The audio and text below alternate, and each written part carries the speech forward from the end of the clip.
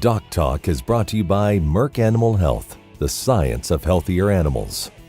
Hey folks, welcome to the show today. You're stuck with me. I'm Dr. Dan Thompson. We're going to fly solo, but we're going to talk about viral vaccines. IBR, BVD, BRSV, PI3. Stay tuned. We're going to learn about intranasal, parenteral, killed, modified live, and much more.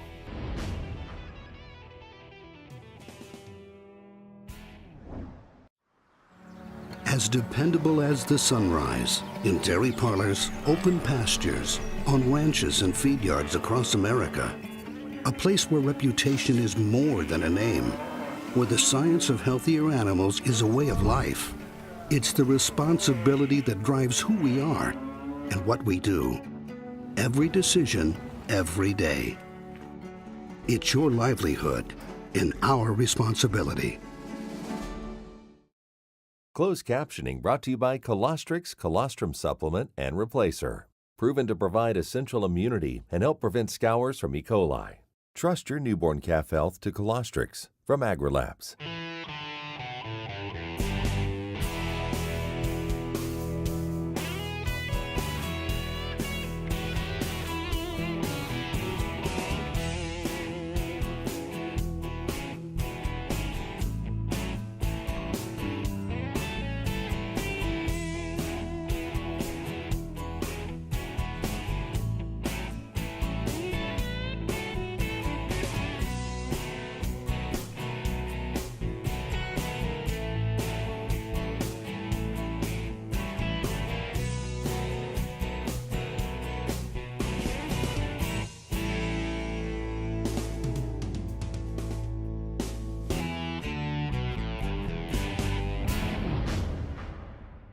This segment is brought to you by the Beef Quality Assurance Program and the Kansas Beef Council, improving animal care and beef safety for more than 20 years. Hey folks, welcome to DocTalk. I'm Dr. Dan Thompson here at Kansas State University. We're going to talk about viral vaccines. And when we talk about viral vaccines, there's a lot of debate on intranasal versus injectable versus killed versus modified live versus different antigens. So I thought, let's just talk a little bit about viral vaccines, what they are, how they work, and what's incorporated in them.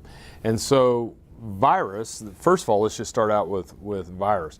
Viruses are a lot smaller than bacteria. Matter of fact, viruses are like cold viruses and things like that. For the most part, they cannot live outside the body. They need to be transferred from host to host.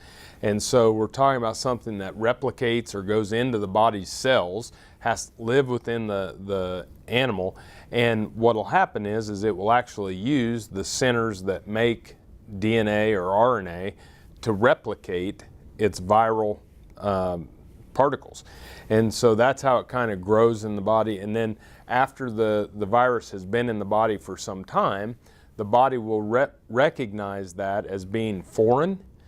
And the good news is viruses come into the body quick. They steal some of the gearing or mechanism of a cell, but they're also cleared from the body much quicker than a bacterial infection. For the most part, primary infections, when we talk about like bovine respiratory disease, we'll talk about a primary infection followed by a secondary opportunist infection. So the primary infection, an IBR virus or a BVD virus, comes into the body and it causes disease, suppresses the immune system, gets the attention of the immune system, and while the immune system is working on that virus, or if the immune system is being suppressed by that virus, the secondary invaders, such as Mannheimia hemolytica or Pasteurella multocida, sets up and colonizes in the lungs and causes the actual disease. But most of the time, these viruses are what's setting up. When we get a cold as a human being and then we wind up with pneumonia if we don't take care of ourselves. You've always heard mom say that, right? You get a cold, take care of yourself or you're going to get yourself the death of pneumonia. Stay warm, dry. Plenty of fluids, things of that nature are what help the immune system stay functioning to neutralize or erase a viral infection. Why is that important? Because the same mechanism that body uses to erase or remove a viral infection from the body is exactly what happens when we vaccinate for a virus. So whether it's a killed vaccine or a modified live or an intranasal, if we don't have an animal with a functioning immune system, we will not have a functioning immunization. So there's a difference between vaccinating and immunizing. Vaccinating is physically putting the vaccine through the needle into the calf. Immunizing is when we put the vaccine into the animal, the antigen is presented, the immune system then forms an immune response against that virus or against that antigen, causing what we call immunization. Therefore, the next time that that animal is exposed to that virus, we will have memory or we will have some sort of immune response so that when the virus hits, the calf's protected. We're going to take a break, and when we come back, we'll talk a little bit about some of the different types of vaccines.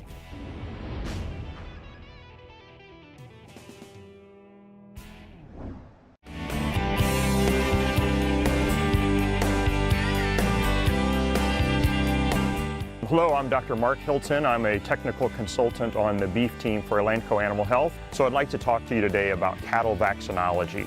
And when I think about vaccinating a group of cattle, I want to look at the total herd health instead of just a vaccination. And the first thing I think of is having excellent nutrition for the animal. So that means water, vitamins, minerals, energy, protein. So super nutrition for the animals. I think of having the animal live in an excellent environment. You know, does the animal need shade? Do we need wind breaks? Low stress cattle handling fits into environment, which is super important. And the last thing I think about is genetics of the cattle. Do the genetics of the cattle fit the environment? Do the animals have optimum heterosis or hybrid vigor? So that's where we start. And then when we give a vaccine to that animal, what we've done is we've actually immunized that animal, which means that we've turned on the cells that help to protect that animal from disease. So I want that immunization of the animal. So to get this, I think you really need a team, and the herd health veterinarian needs to be on that team. The veterinarian that knows your herd, that comes to your herd, that understands the diseases that are common to the area. The other thing you need is a nutritionist from a company that you trust, that is going to help you provide excellent nutrition for that animal so that when I, as a veterinarian, give that vaccination, actually the animal does get immunized. I think you need a forage specialist on your team to help with that nutrition of the animals also. Also on this team, you need a genetic supplier that you trust that will help you to have a herd that has that hybrid vigor and heterosis that you really need. I encourage every cattle producer to sit down yearly with their herd health veterinarian and go over their vaccination protocol. Now, I've said this many times, and I'll hear producers say, hey doc, if it ain't broke, don't fix it. But that isn't the attitude that you want to have. Who has the same vaccination protocol that they had 20 years ago? Hopefully no one. And by sitting down with that herd health veterinarian, you can find out about innovations in vaccinology. Companies like Elanco Animal Health spend lots and lots of money every year doing research projects to try to develop better and more effective vaccinations for your herd. So having that conversation with your herd health veterinarian is very important. Elanco Animal Health is honored and humbled to help your herd health veterinarian. We want to help you to vaccinate the right animal at the right time with the right product. Thank you very much.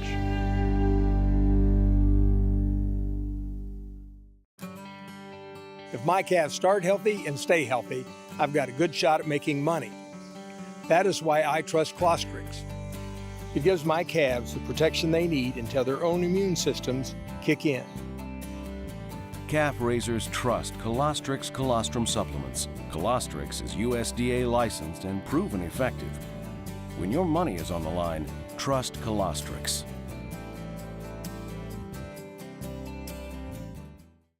This segment is brought to you by the Beef Quality Assurance Program and the Kansas Beef Council, improving animal care and beef safety for more than 20 years.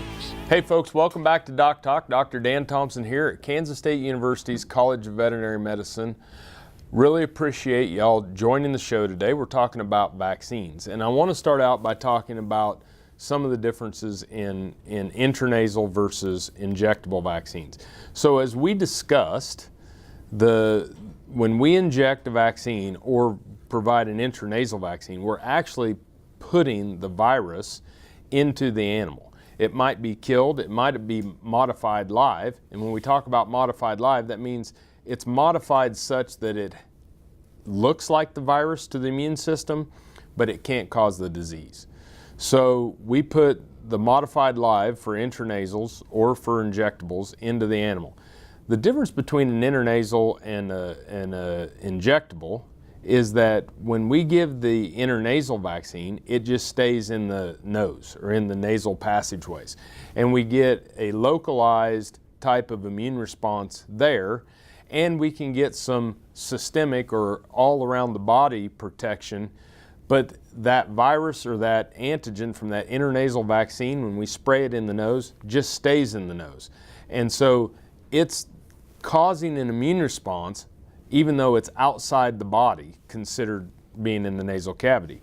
When we inject a vaccine, that's when the vaccine goes through the same thing as if an animal inhales it or ingests it or it gets in the bloodstream, and we get a antibody response or an immune response to that foreign particle or that virus in the body.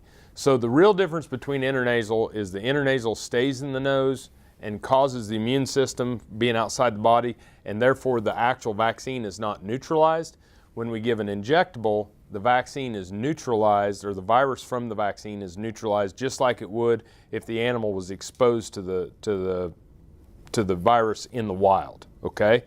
And so both of them elicit an immune response. There's been some claim that the intranasal will produce a little bit quicker immune response than the injectables, but when you look at it in the field, it really doesn't make that much difference in protection or control. I can tell you this, that the difference between a killed and a modified live vaccine is this. When we give, let me start up. A killed vaccine is we grow up the virus, we kill it, we put it into the vaccine vial. Modified live is one that's been genetically modified, that it has the same viral structure, but it doesn't cause disease. And it's alive, so when we inject it, it can replicate. The difference is when we give a killed vaccine or a modified live, we get what we call a humoral immune response. The antigen, the virus, is put into the body. The immune system creates an antibody. That antibody then neutralizes the virus, okay? Both modified live and killed vaccines cause an antibody response. The modified live vaccine causes what we call a cell-mediated immune response, which is nonspecific, meaning anything within the body that's not considered self is attacked. So some people consider the modified live to be a little bit more of a nonspecific immune response initiator when we give them. When we come back, we'll pick up a little bit where we left off and talk about some of the things that are in our viral vaccines for bovine respiratory disease.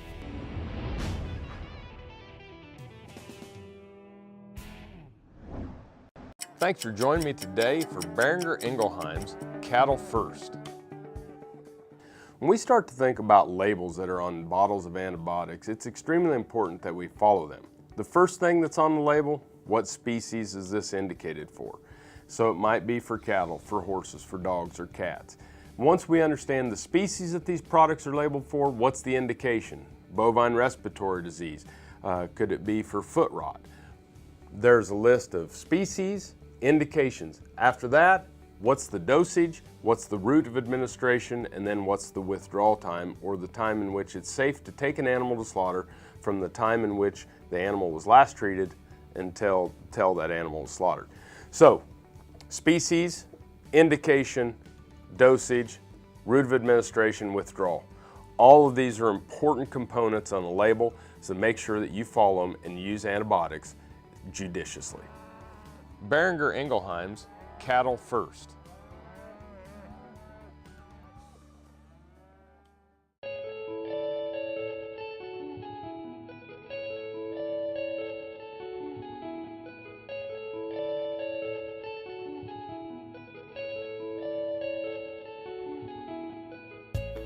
It must be an an inherited trait because I have never wanted to do anything other than be in the cattle business. And it's interesting as I have grandchildren now, little bitty ones. All they want to do is go to the barn, swing a rope, and be a cowboy. It's something. It's a lifestyle that we have, the way we make a living, obviously. But it's really more than that. It gives us the opportunity as a family to be able to work together and enjoy each other's company and make a living at the same time. We've been using Triangle for years, and the reason we do it, it's been safe and effective, and we're going to continue to do that. We'll put the cows in the chute twice a year, spring and fall. 100% of our cattle get vaccinated with Triangle.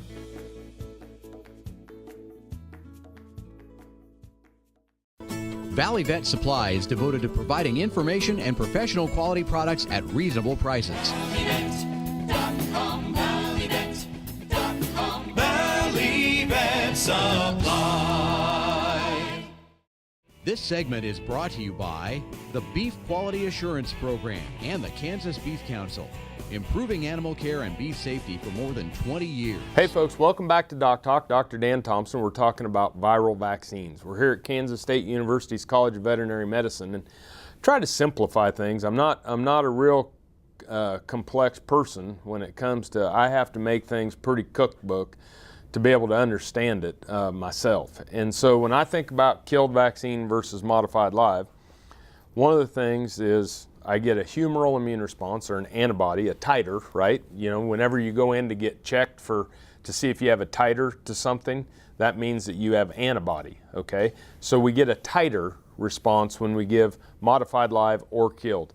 I get that non-specific cell-mediated immune response when I give a modified live. On the flip side, one of the advantages to a killed vaccine is that I know that that vaccine is dead and it's not going to cause disease in the animal.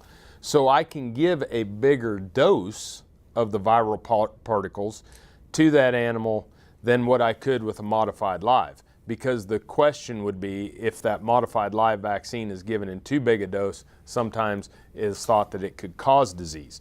So some of the pluses and minuses of both modified live and killed. The one thing about a killed vaccine is that most of the time if you give a killed vaccine, you're going to have to booster those calves with a killed vaccine 21 to 28 days later.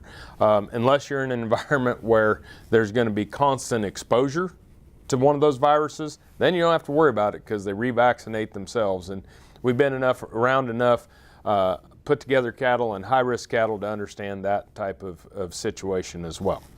So we've talked about intranasal versus injectable. We've talked about killed versus modified live.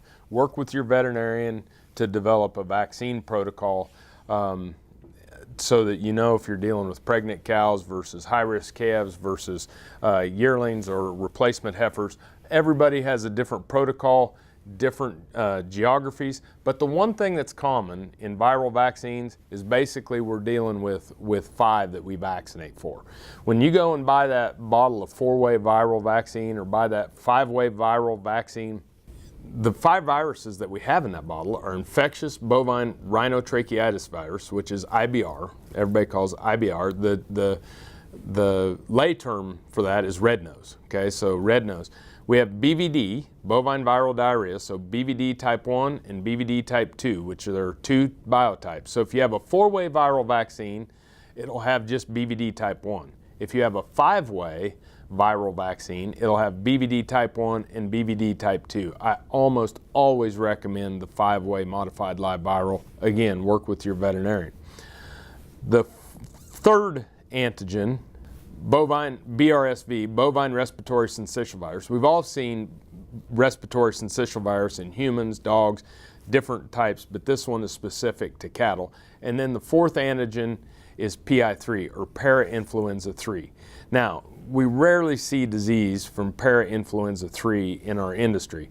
And I had one person, I asked them, I said, well, why do we vaccinate for it? And they said, well, quit vaccinating for it and you'll find out. And so in a 5-way or 4-way modified live or killed viral vaccine product, multivalent product, IBR, BVD type 1, BVD type 2, BRSV, PI3. When we come back, we're going to wrap up about vaccines, how they work, what we recommend, and how they work within our production systems.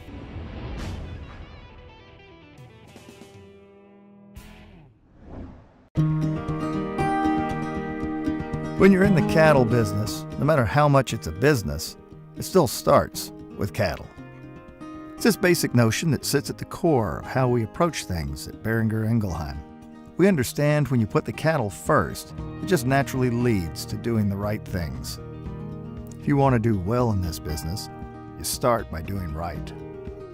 Take care of the cattle, and they'll take care of you. If my calves start healthy and stay healthy, I've got a good shot at making money. That is why I trust Clostrix. It gives my calves the protection they need until their own immune systems kick in. Calf raisers trust Clostrix colostrum supplements. Clostrix is USDA licensed and proven effective. When your money is on the line, trust Clostrix.